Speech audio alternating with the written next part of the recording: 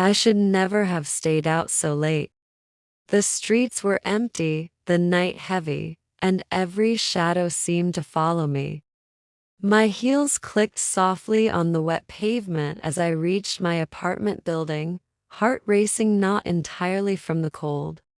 When I stepped inside, the warmth hit me, but so did a strange stillness, like the air itself was holding its breath. And then my phone vibrated. Unknown number. My name is Ethan Moore. I am 32 years old, and I live alone in a rented apartment on the edge of the city.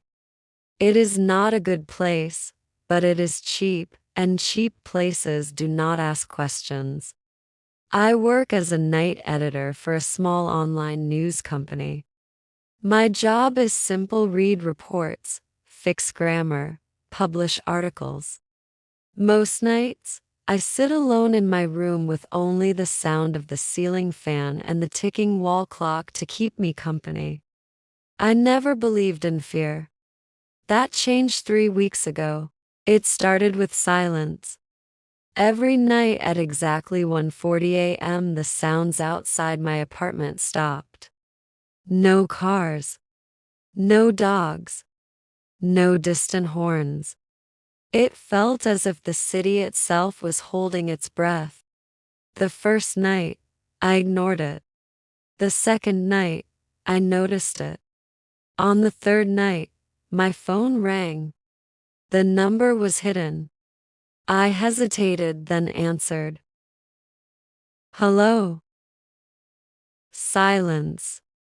I could hear my own breathing, loud and nervous.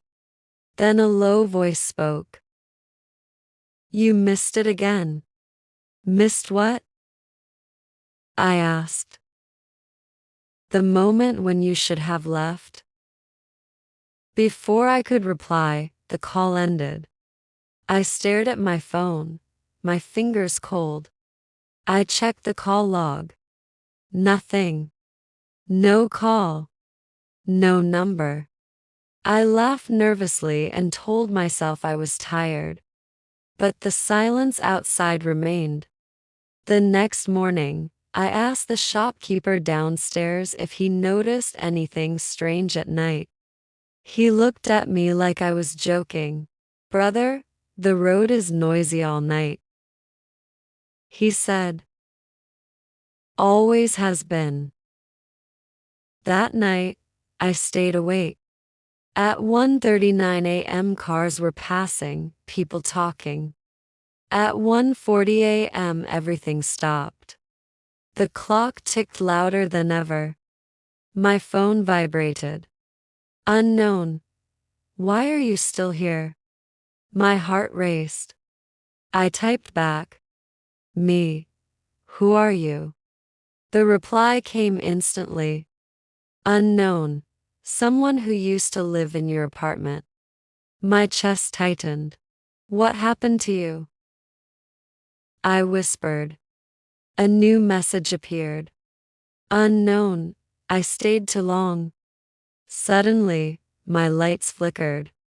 I stood up slowly and walked toward the window. The street below was empty. No lights. No movement. My phone buzzed again. Unknown. Do you hear it? Hear what? I said aloud. That's when I heard footsteps. Inside my apartment. Slow. Careful.